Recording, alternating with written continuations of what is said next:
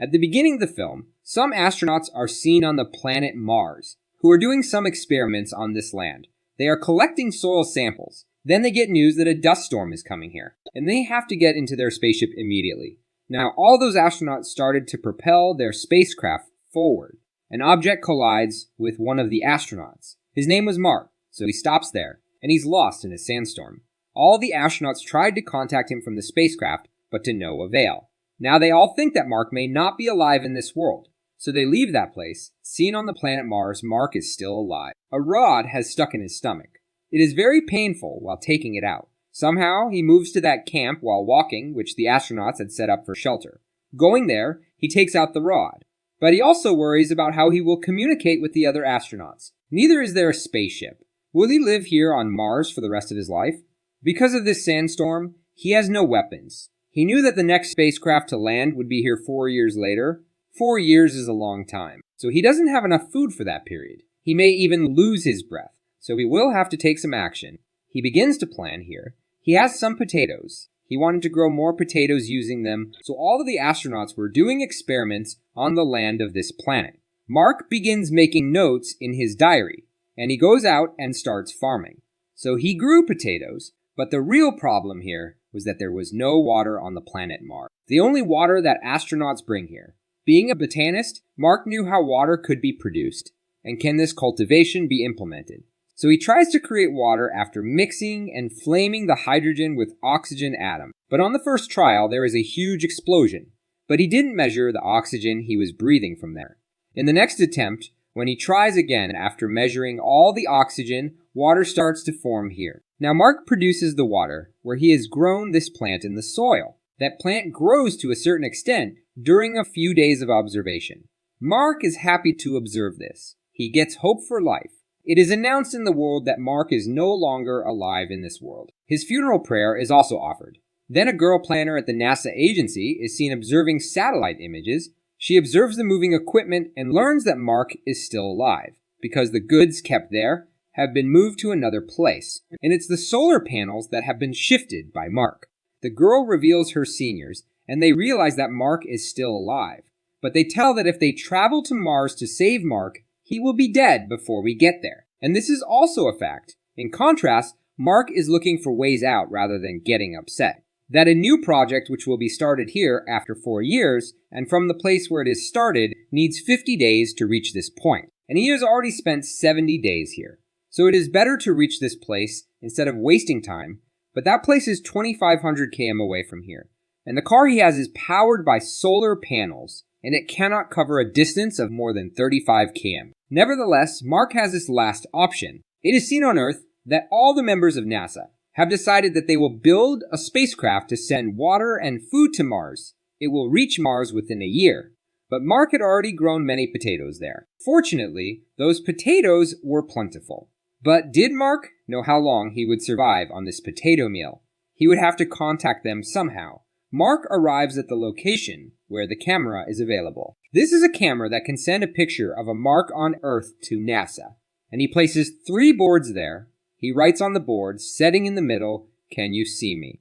He writes no on the left board and yes on the right board. When NASA members observe this, they move the Pathfinder camera to yes. So Mark is super excited, thinking it's thankful they know I'm alive. He now begins to communicate with NASA members through symbols. Mark is also told here that food is being sent there for him.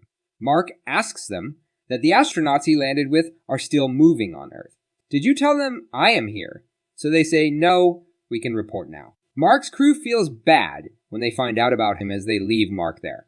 There is a scene on Mars where Mark had grown the potatoes. There is explosion, and his all-grown potatoes are spoiled. Mark is very grieved. All left potatoes were not enough which were in his possession, so he plans the food that he used to eat in a day. He will have to eat it in low quantity, so he may survive.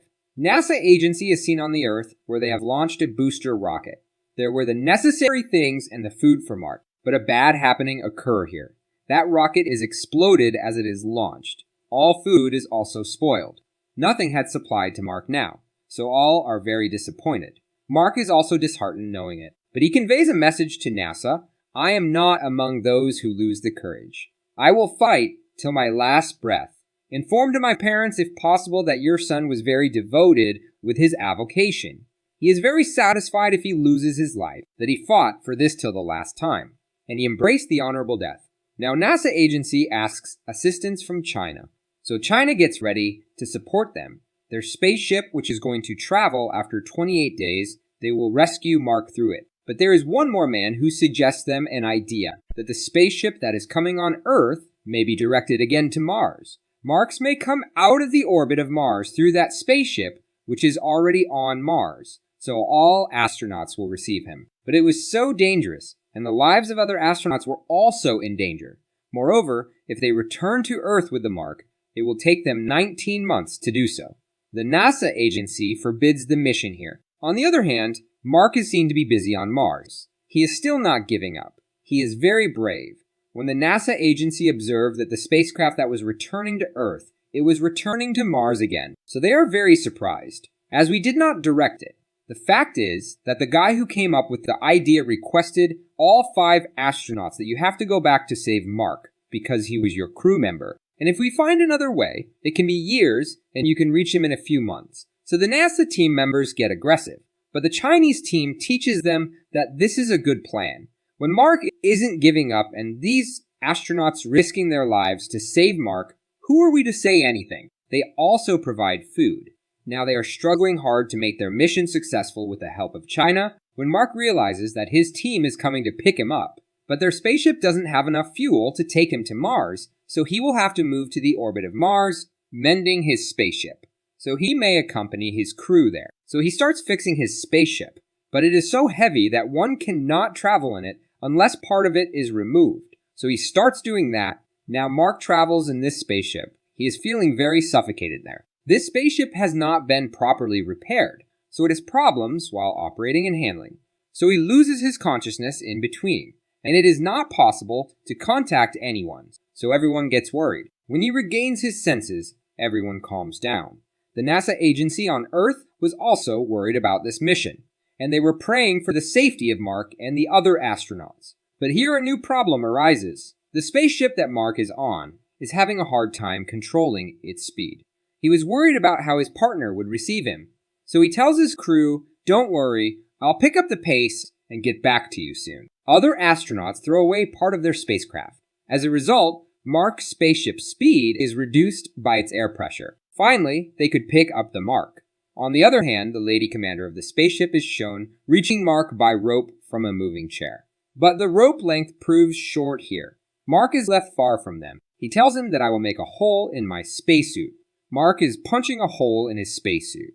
So the air starts entering his spacesuit, and the air pressure in his spacesuit increases. He changes his direction, and he starts moving.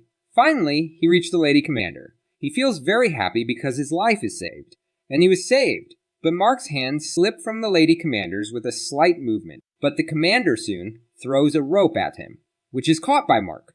Eventually, Mark enters the spaceship, and everyone breathes a sigh of relief as their mission is a success. Now it is seen that they finally land, and Mark becomes the leader of all the astronauts. And he starts teaching them how to save yourself if you're stuck in space. Never let your hope die. The film ends here at this scene.